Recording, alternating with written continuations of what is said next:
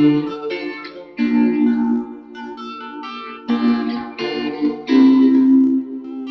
plan path. Hello and welcome to Plan Path Podcast today. My name is Oluwatosin Mugbadade. The show is brought to you courtesy of Plan Path Consult. Plan Path Consult is your place for teacher training, instructional design, collaborations, counselings, and everything quality education. Today on the show, we're discussing compound learning. Compound learning. I think the last time I heard compound something similar was in high school. When we're taught, I think in primary school and in elementary school, when we were taught compound interest. So compound learning is also known as accumulated learning, is also known as knowledge, or then it can also be referred to as the arithmetic progression of learning. It comes from the old compound interest concept in math. Compound interest means interest on interest. Remember when we did simple interest and compound interest back then in school? All right, let's go on a quick commercial break. We'll be right back to talk about a few concepts on compound learning. Stay with us. The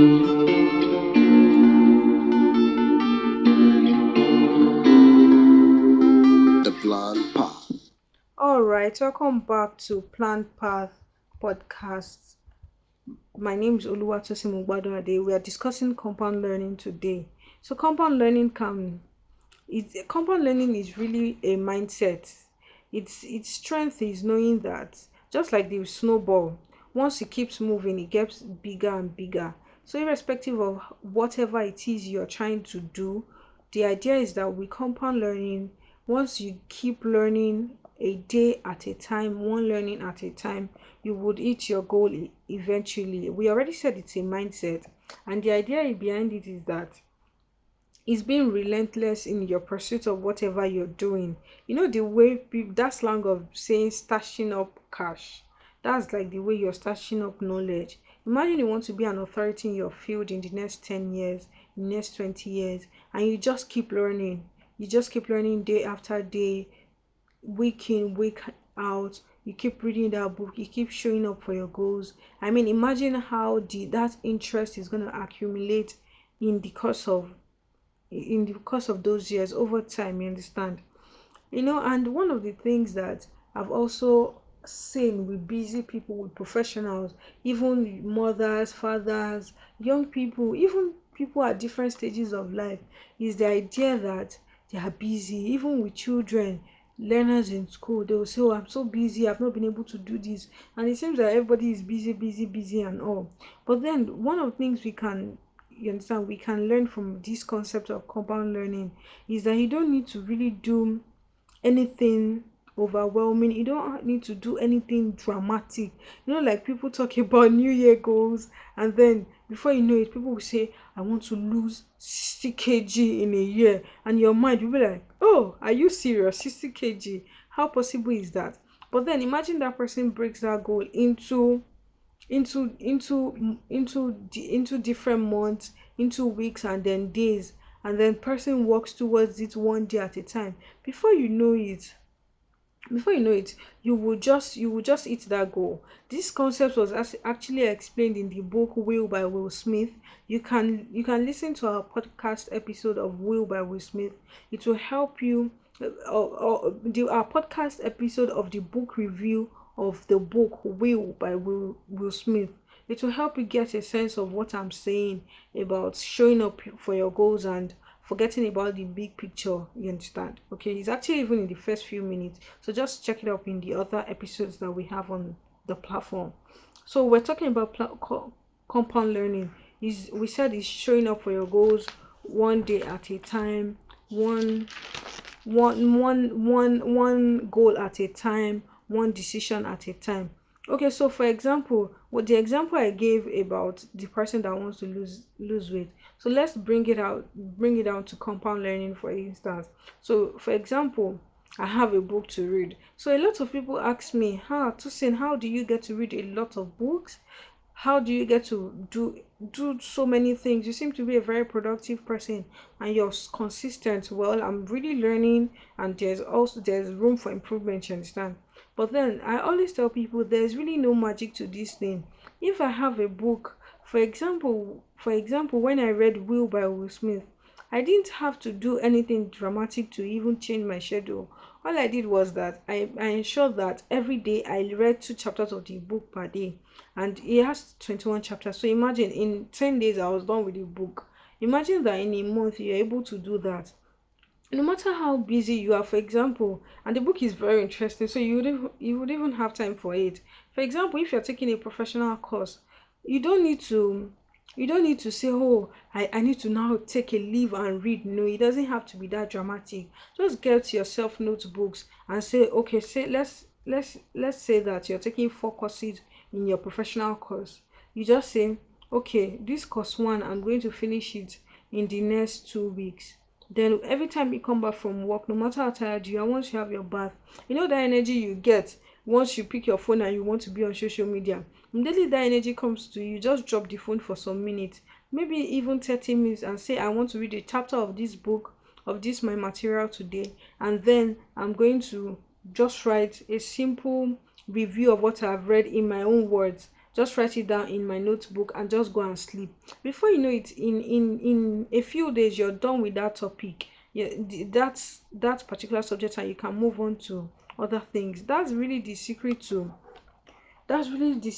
people, highly effective people. Another example about of this compound learning concept is what you do with your house being organized. So really, there's no. I've met a lot of people that are really finicky. In fact, OCD standard.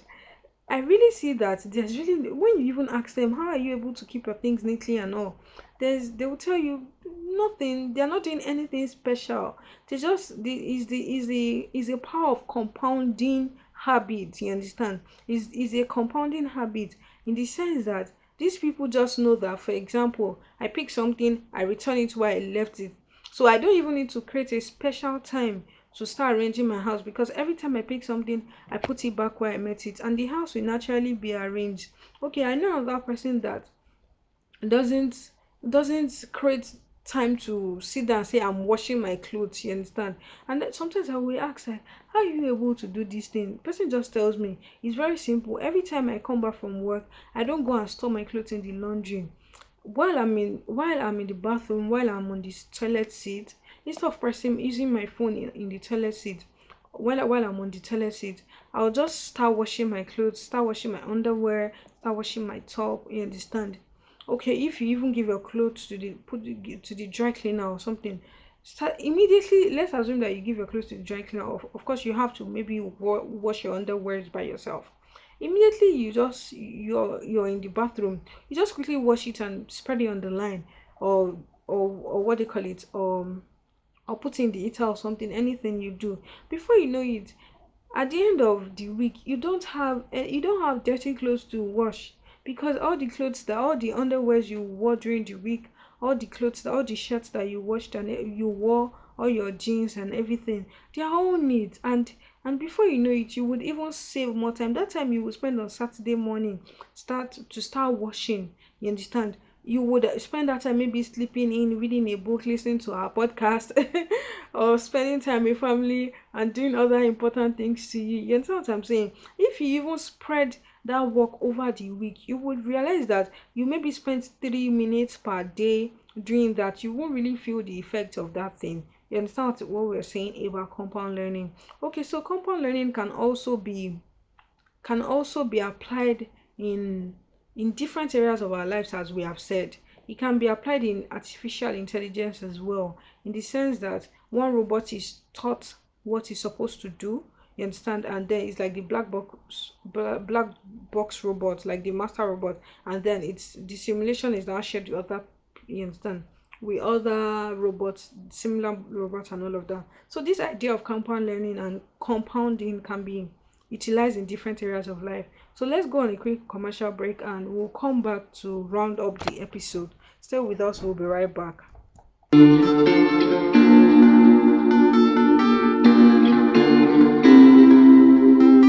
blind path. All right, thanks for listening up to this point. Thanks for liking, sharing, commenting. Make sure you share with your friend. Help your we are learning. Our theme is that we are learning and growing together. You understand? So make sure you share with somebody today. In fact, share with a lot of people. All right. So compound learning. We have a few quotes to read today. This quote is by Albert Einstein. It says, "Compound interest is the eighth wonder of the world. He who understands it earns it. He who doesn't pays for it." So if you understand it, you are going to earn from it. And if you don't, you are really going to pay for your ignorance. The second quote is by Pictus Manius. It says, "If compound interest is indeed the eighth wonder of the world, then leverage compounding is certainly the ninth, 10th, and 11th. If compound interest is indeed the eighth wonder of the world, then leverage compounding is the ninth, 10th, and 11th." This is amazing because there's no point knowing about compounding learning, compound interest, compound everything, compound habits, and not doing it. So knowing about it is one thing, and really practicing it in every area of your life is another thing. Orrin Woodward says, "The only thing that compounds faster than money is learning." You'll be shocked, really. The only thing that compounds faster than money is learning. You'll be shocked how much you know, how much you're able to achieve if you can put this concept into practice. All right. Darren Hardy says, "The compounding effect is the principle of reaping huge rewards from a series of smart choices." The compounding effect is the principle of reaping huge rewards from a series of smart choices. We'll close with this. Mani Aurora says, "When it comes to compounding, don't trust your intuition. You have no idea how powerful it is." When it comes to compounding, don't trust your intuition. You have no idea how powerful it is. Thank you for listening up to this point. We really enjoyed having you on the show. Thanks for liking, sharing. Make sure you like it, share, subscribe, and then tell somebody about Plant Path Podcast today. All right, thank you so much. Plant Path Podcast is brought to you by Plant Path Consult, your number one place for teacher training, vocational trainings in vocational institutions and in learning spaces, instructional design, counseling, consultations, and everything education. If you like to if you like us to feature your product on the show, please let us know and reach out to us on any of our social media platforms. Our plan passy and sorry, excuse me. Reach out to us on any of our social media platforms, LinkedIn, Facebook, and Instagram. You can also send us a mail at planpassy@gmail.com. My name is Oluwatosi Mugbadun Ade. I'm your host on the show, and I will see you in our next episode. Have a fantastic time. Bye.